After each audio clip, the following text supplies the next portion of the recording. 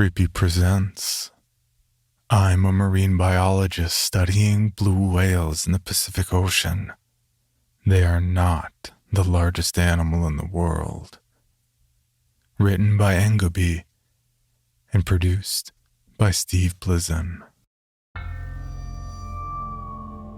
Through the course of millennia, mankind has made an effort to explore every frontier this world has to offer. Every undiscovered region has been prioritized by humans to conquer. No leaf ignored, no stone unturned. The predetermined notion is that mankind is at the top of the food chain. Apex predators with no natural superior. Nothing to stop us other than our own willpower. I mean, we've made it this far, right? Wrong. A few years back, I embarked on a research expedition studying the migration habits of blue whales in the Pacific Ocean. And while on that trip, I realized that we are in fact not the Earth's apex predators. In fact, we're most likely relatively low on the food chain. Please forgive me, I'm rambling. Let me introduce myself. My name is Zach Keegrel. I'm a marine biologist that specializes in the feeding, migration, and mating habits of whales, particularly the blue whale. The largest animal on Earth, or so I thought. Through all my years in practice, there was nothing more exhilarating than putting on a dive suit and swimming within an arm's reach of a creature so astronomically massive, just to be able to poke a tracker in it. It was almost humbling. Looking into an eye the size of your head and gazing into its soul as it swims past you, leaving a wake that propels you backwards. It gave me an adrenaline rush like never before. I'd embarked on many expeditions in the past, my most recent accomplishment being able to determine and predict with 90% accuracy down to the grid point the location of certain pods during certain times of the year due to the movement of certain swarms of krill. The expedition that led me to writing this story was the test dive for this accomplishment. We were going to see if what I predicted was actually accurate.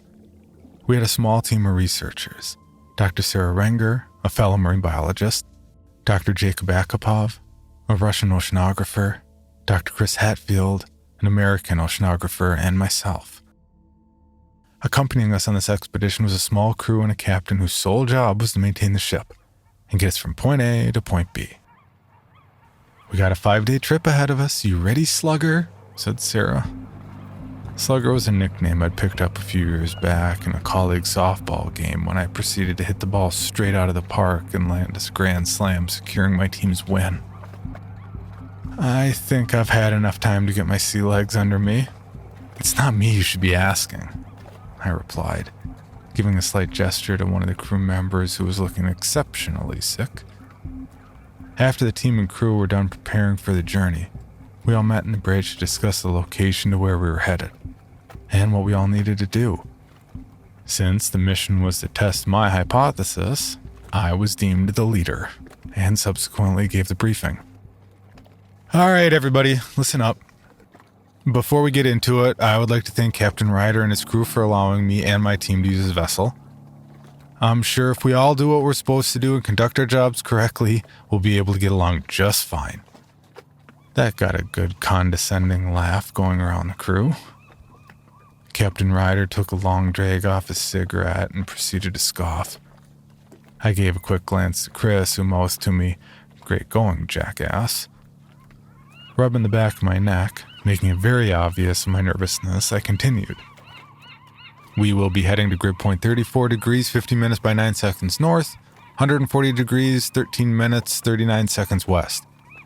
If my estimations are correct, that should be exactly where a pod of blue whales migrated to. My team will be based in the lower bunks and will be conducting our operations on the upper deck." "Why do we have to give up a part of our upper deck for a bunch of white-collar scientists?" one of the crew members blurted out. After a few nods of agreement between the crew, Sarah chimed in. "Listen, we all know this arrangement isn't ideal, but with your cooperation, we can get this done as smoothly as possible. 5 days there, 2 days spent studying, 5 days back. 12 days. I think we can all make it through that. You all, of course, will be paid by a company for allowing us to conduct our research on your ship." The mention of monetary compensation seemed to calm them all down for the moment. And after discussing a few housekeeping details, we were ready to set sail. 2 days into the voyage, I decided to walk up to the deck late at night for an evening stroll. The air was bitter, the night sky and moon illuminating the ocean below it. I noticed that Sarah was sitting on a chair looking out into the water. I saw an empty chair not too far from her, so I pulled it up beside her and sat down with her. Hey! Didn't realize I wasn't the only one that liked to come out here late at night. She gave a light chuckle. I liked her chuckles, they relaxed me. She offered me a cigarette. No, I'm okay. I quit. I'm trying to do the whole Nicorette thing, you know. She put the pack back in her pocket, continuing to take log drags off of hers. Do you remember shortly after we got divorced when you told me my senile grandma, God rest her soul, showed up with presents congratulating us for getting a dog or something like that? She said. Yeah, I do. Her dementia really got the best of her sometimes. I miss that woman. I probably should have mentioned this before. Me and Sarah used to be married. We met in graduate school. At our graduation to receive our masters, I proposed on stage. We got divorced not too long after the death of our unborn child. His name was going to be Elliot. Fortunately, after some time apart, we managed to maintain a healthy friendship, as well as a professional relationship. What do you think he would have been like? I asked. Dumb as a box of rocks if he inherited your genes, Sarah said between laughs. No, really. What do you think he would have been like if he was here today? I asked, this time making eye contact with her. Sarah looked out into the water. I don't know. I like to think he would have been happy, enjoying his life. I also like to think he's looking down on us, not blaming us. I pondered this for a moment. Was he looking down on us? I'd always believed in a God, but was our son actually looking down on us at this moment? We sat in silence for a little while before I decided to go back to bed. Let me know if you need anything. I'm gonna turn in for the night. See you tomorrow, I said in my most kind voice possible. Okay, good night, she replied without even glancing at me, her eyes fixed on the water. 3 days later, we started to approach our grid point. The entire team was up on deck as the ship steamed forward, looking out onto the horizon. Do you see anything? I asked Jacob as he peered through the binoculars. No, not yet, he said through his thick Russian accent. Wait, blowholes!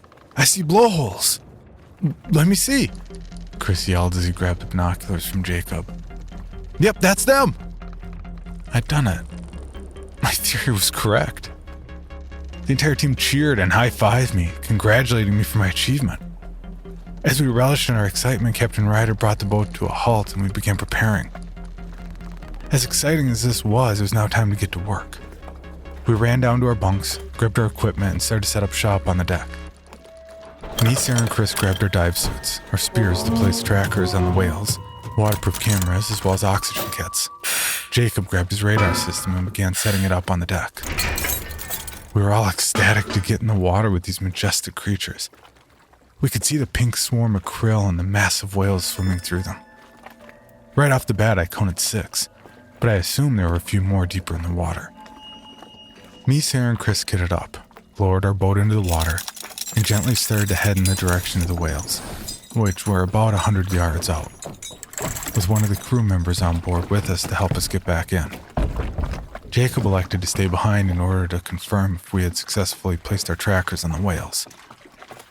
From there, we could study their movements, how long they stayed in one area before migrating, and with my now proven correct hypothesis, predict where they would head next. We brought the boat to a stop at around 70 feet from the whales, as not to spook them. I was the first in. Right as I submerged in the water, I noticed 2 adults that we hadn't seen previously at around 100 feet below the surface. I heard a splash next to me and saw that Sarah and Chris had dived in. What are your counts? Sarah said over the earpiece we all had in. 8, I replied. Look below, 2 adults. Probably letting the females eat first. I guess chivalry isn't dead after all. Chris said jokingly. We admired the creatures for quite some time. Get some photos before we try to plant the trackers. Sarah suggested. I pulled out the underwater camera and began snapping photos of the whales. We measured 2 of the females at around 70 feet to try and get an average size for the pod. The next step was the trackers. But right before we began preparing, the whales began to act odd. They were acting distressed, as if something was deeply, deeply wrong. This wasn't normal behavior for a distressed whale, though. They made the normal sounds that a distressed whale does, but they were swimming upward as if they were trying to escape the water. They would swim and shoot their heads out of the water only to fall right back in. Their distress calls got louder and louder, as if they were frustrated and afraid that they couldn't get out of the water. I heard Chris over the earpiece. What the hell's happening? What are they doing? Before I had a chance to respond, I heard Jacob come on the line as well. Zach, what's going on out there? What are the whales doing? Everyone be quiet, let me think for a minute. I blurted out over the comms line. The whales began to thrash and jump even higher out of the water. They were getting close, and the situation was becoming dangerous. Alright, everyone, let's get back in the boat. This is getting unsafe. We began swimming towards the boat, but right as we began to head back, a massive tentacle shot up from the deep. Now, when I say massive, I don't mean pretty big. Each suction cup was the size of a small house at least. It was gargantuan. It wrapped itself around one of the whales and pulled it down with such force we descended at least 50 feet. The whales were going crazy at this point. Distress calls rang out through the ocean. Krill began swarming everywhere. I could barely see Sarah and Chris. What was that? Chris screamed out. I don't know. I heard Sarah yell. What is going on out there? Jacob screamed into the mic. The entire scene had turned into utter chaos. We began swimming up to try and reach the boat, but right at the moment, another tentacle shot up from the deep and wrapped itself around another whale. The whale screamed out in agony before it was wretchedly pulled down to its watery grave. The force of the pull yanked us down even deeper. It was getting unsafe to be at the steps. We needed to get out of here immediately. We needed to get as far away from whatever eldritch horror lurked beneath us. We began swimming up again. Chris about 50 feet to my left. Sarah... I couldn't find Sarah. I looked panically around me, but there was no sight of her. Where's Sarah? I yelled over the mic. Chris began to look around too. Did she already make it up? He asked. At that moment, we heard crackling over the earpiece. I'm over here to your right, Zach. I looked over and saw her about 70 to 80 feet away from me. Sarah, you need to swim in our direction and up now. I demanded. I noticed that there was a whale above her. Sarah, get out of the way of the whale! It was all I could get out before one of those godforsaken tentacles shot up from the depths and pulled the whale under, catching Sarah in its wake.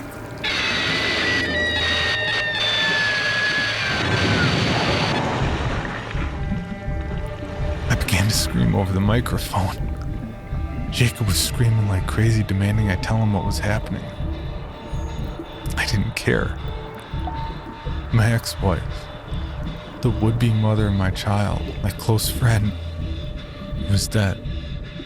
I couldn't compose myself any longer. I began hyperventilating, burning through my oxygen, when I felt something slam into me. It was Chris. Get yourself together, man. Sarah's gone. We have to save ourselves. It was then we heard the loudest sound either of us had ever heard in our lives. It sounded like 1,000 train engines going off at once. 100 nuclear explosions all happening at the same time. The ocean shook violently.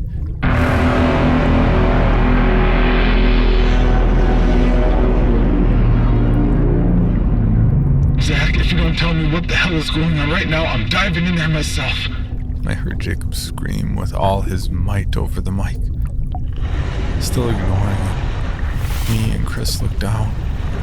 Around 20 tentacles, each at least 2,000 feet in length with suction cups the size of landing pads, began rising up from the depths. As they grew closer, we noticed hundreds upon hundreds of smaller tentacles writhing and wriggling near a maw of whatever this beast was. While we weren't paying attention, the massive tentacles proceeded to rise out of the water. Once again, I heard Jacob's voice.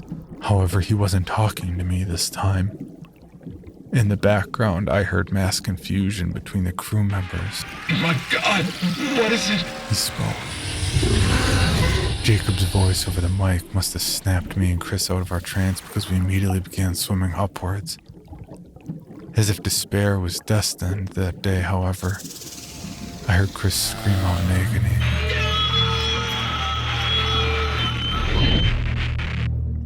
I snapped my head around and saw Chris been pierced with a stinger-like limb that had shot out of one of those massive suction cups. I watched as that massive tentacle lowered itself down into the ocean, taking Chris with it. It was only a matter of time before I was next. I couldn't stop. I had to swim. Keep swimming, don't stop.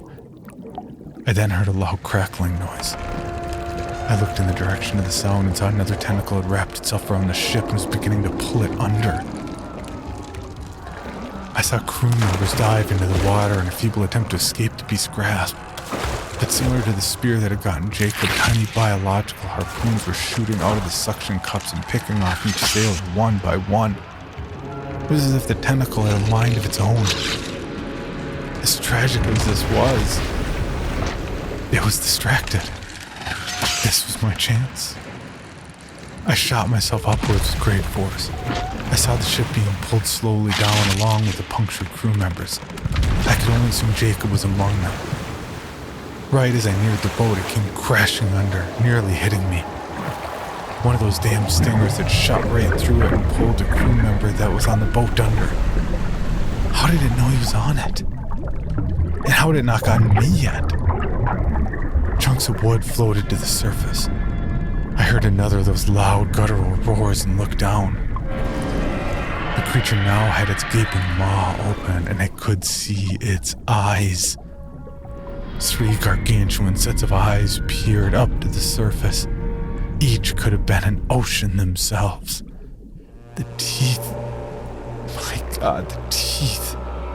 Hundreds. Each the size of buildings, razor sharp and designed to kill. The inside of its mouth gave off an orange glow resembling a portal to hell itself.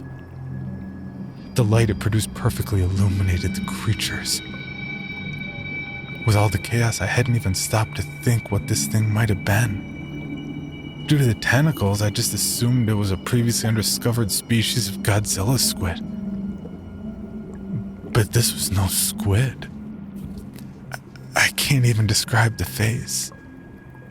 An almost reptilian eldritch horror that completely embodied every awful thing I could imagine. Its 3 massive eyes gave off such hate and anger. This thing shouldn't have existed. A spawn of the devil himself. I watched as it pulled my ship and all of the crew with it into its mouth and swallowed them effortlessly. I stared at it, hoping it would pierce me like it did Sarah and Chris and the crew. I was begging it to, but it never did. It just sat there, gazing up to the surface with that unfiltered raw anger and hate burning in its eyes. It gave off one more ear-piercing roar before it descended into the deep. I sat there floating, watching it get deeper and deeper until the very tip of the longest tentacle eventually disappeared into the deep. As if on autopilot, I propelled myself up to a floating piece of driftwood left behind from the destroyed boat. Thankfully, it was big enough for me to climb onto. I lay there for hours, completely hopeless, stranded. I remember thinking to myself, I'll probably die out here. But I was fine with that at this point. I'd fully accepted it. That was the last thing I remember before passing out. I woke to the sound of helicopter blades getting closer. Through my blurred vision, I saw a Navy vessel in the distance and a helicopter approaching. I'd apparently been adrift for 2 days, completely unconscious and barely hanging on to life. Navy doctors were amazed at how I was alive with how dehydrated I was. After a few days spent recovering, I was interviewed by representatives of the company I worked for, as well as the company that built the ship we were on. I had to explain why 3 of my colleagues were dead, and why a ship disappeared along with the crew, me being the only survivor. It was faulty equipment and poor maintenance. One of the motors overheated and exploded, causing a reaction with the fuel. I was on the deck for a late night stroll when I saw the stern of the ship go up in flames.